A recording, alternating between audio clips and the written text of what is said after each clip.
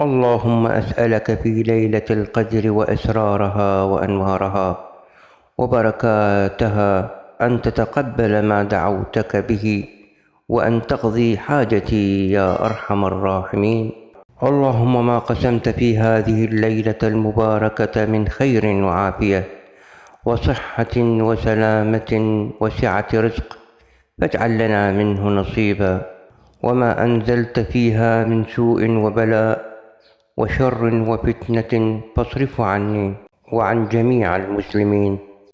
اللهم اجعلني ووالدي وأهلي وذريتي والمسلمين جميعا فيها من عتقائك من جهنم وطلقائك من النار.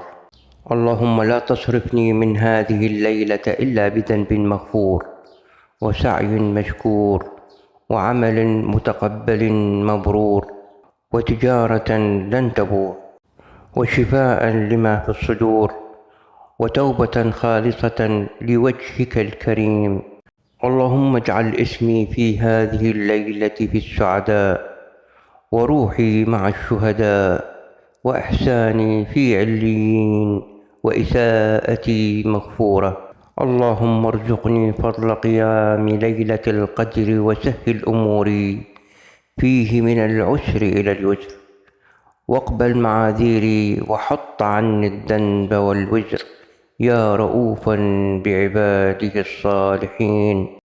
اللهم صل وسلم وبارك على سيدنا محمد وعلى آل وصحب سيدنا محمد، صلاة مباركة من قلوب محبة عاشقة لجماله وكماله، وببركة الصلاة عليه اغفر لنا من طوت عليه نفوسنا من قبائح الضمائر وسواد البصائر، وغطنا برداء سترك الجميل يوم تبلى السرائر.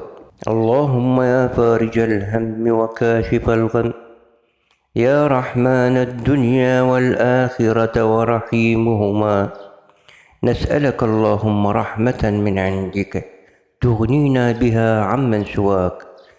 اللهم أعد رمضان علينا أعواما عديدة وأزمانا مديدة. اللهم اجعلنا من أهل القرآن الذين هم أهله وخاصته.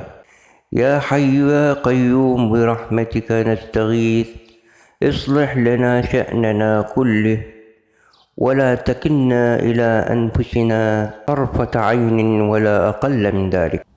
اللهم اجعلنا ممن تقبلت منهم الصيام والقيام.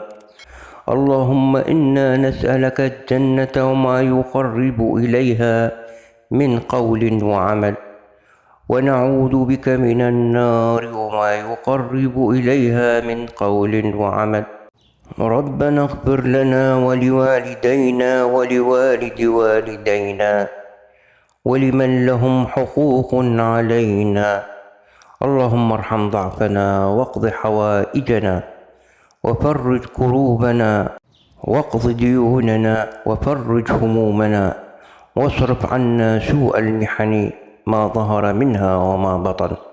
اللهم ارحم موتانا وموتى المسلمين، اللهم ادخلهم في رحمتك يا أرحم الراحمين. اللهم اغفر لآبائنا وأمهاتنا وأزواجنا وذرياتنا ولسائر المسلمين في مشارق الأرض ومغاربها. اللهم إنك عفو تحب العفو فاعف عنا. اللهم اجعلني في هذه الليلة ممن نظرت إليه فرحمته وسمعت دعاءه فأجبته.